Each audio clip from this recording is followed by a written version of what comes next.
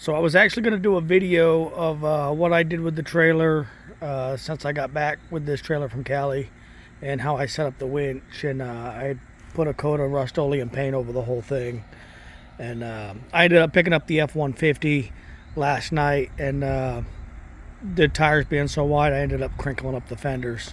So I guess I'll come back to that and cut these apart and do something different with the fenders. I kind of had a feeling these fenders were going to get in the way with the 65 F-100 that I towed. It barely cleared the fenders, so it was good. And I should have adjusted them or made them so they disconnect. I'll have to mess with that. But this is what I had picked up yesterday. Got back kind of late last night. Drove up to the Outer Banks to pick this up. It's a 94 F-150, 302 automatic. I think there's about 4 inches of suspension lift and about a 2-inch body lift on it.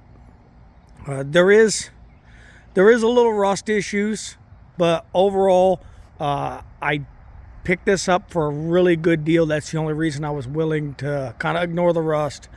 And I was kind of on the hunt for a truck for my oldest son, Kane, who's done quite a bit of editing for my videos. And I think he's going to love it. He hasn't even seen this yet. He'll come over later this afternoon and check it out. But I was hoping to surprise him with it. One thing I've noticed on these, and I hope I'm not turning into an OBS only channel type thing, but it's just what I came across. But one thing that I've noticed with these is a lot of times you'll see these front bumpers are just completely gone through here. And your older trucks, I don't think I've ever seen that on 70s trucks, really even the 80s, but it seems like it's a common thing with the OBSs. Normally when I see that, I think the whole truck is just completely gone.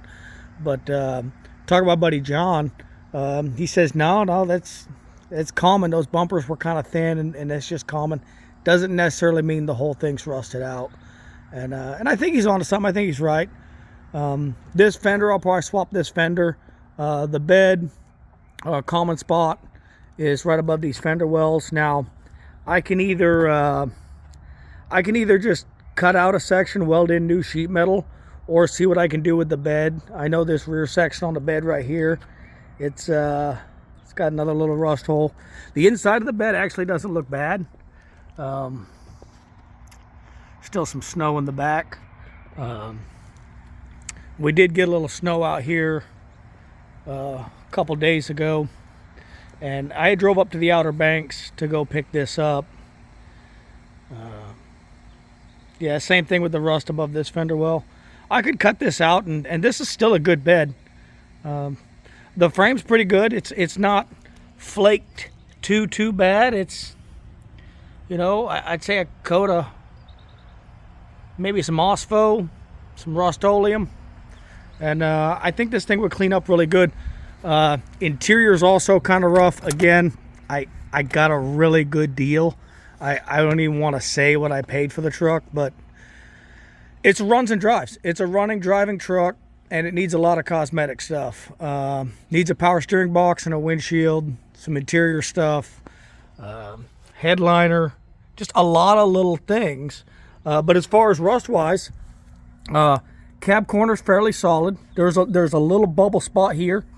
The rockers are solid. The underneath of the cab is solid. I always check my doors.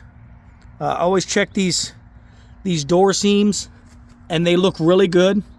I'm not seeing any push behind the seam sealer, so that looks really great. The top of the cab's solid. So the cab's in great shape. I might swap that fender, might swap a bed.